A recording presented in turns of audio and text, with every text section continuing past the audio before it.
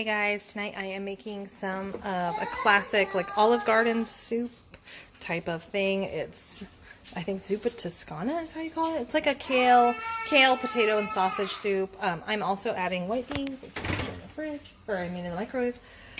So I'm going to go ahead and start adding the ingredients. I have a big pot because you have to add the kale and it'll all wilt down.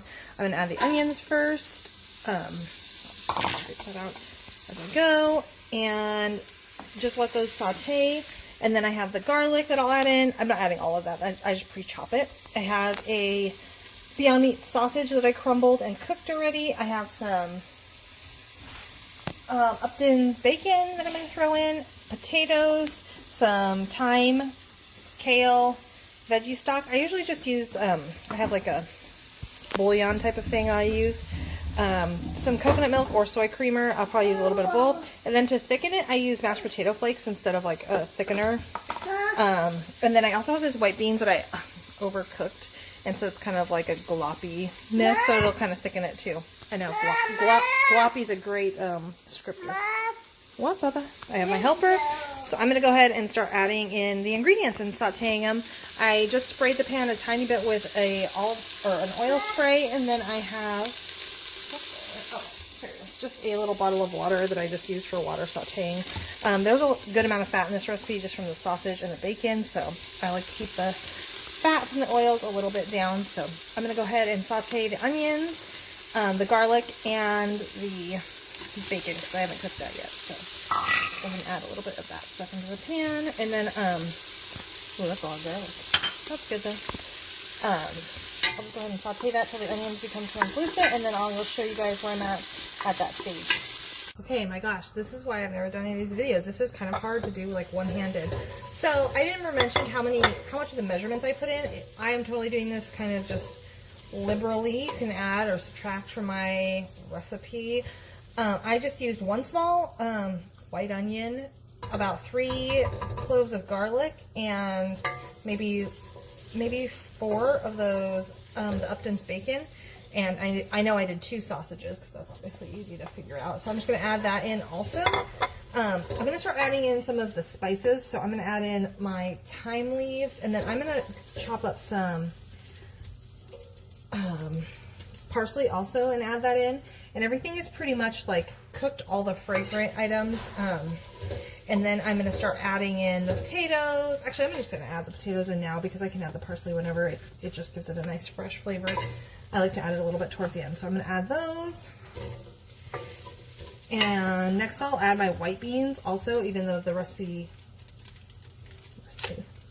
saying that loosely does not call for white beans. I just like them, and I figured it would give it a nice texture. They're still frozen, so I'll heat those up a little bit more. And so yeah, so that is what I am doing. Soups are pretty easy. When I went to culinary school, that is one of the first classes we take, is how to make soup. It's kind of the fundamentals of cooking and creating flavors that are harmonious together. So this one's going to be a really good one.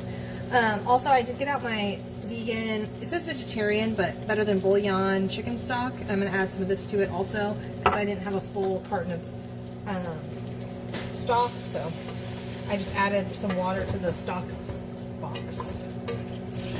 And I'll put the rest of that chickenless chicken bouillon type of stuff in there. And then I'm also going to season with salt and pepper, some red chili flakes, and I always put in garlic powder and onion powder, so I'll add that in also, or granulated.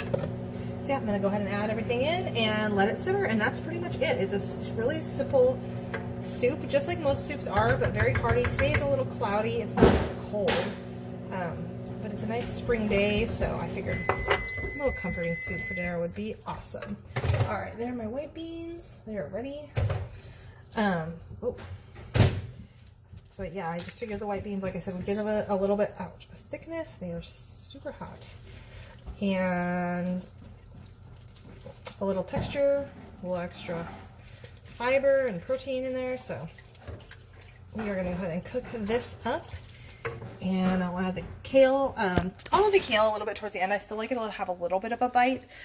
But I want the potatoes to cook a little bit too. And again, I have the mashed potato flakes for thickener, so whenever I figure it's thick, or if I don't need it, then I won't use it. But yeah, it's looking tasty. I'm actually going to add a little bit, probably 2 tablespoons of nutritional yeast flakes too, to give it that real kind of cheesy flavor. I mean, there's no cheese in the recipe, the original recipe, but just to give it that umami, savory flavor that cheesy flavors kind of bring out. So I put a little bit of that in there. Okay, the kale and white bean soup's all done. I topped it with a little bit of Via Life Parmesan that I just had left over from work. And I did some roasted green beans with garlic and a slice of multigrain bread. So that's what we're having tonight for our dinner.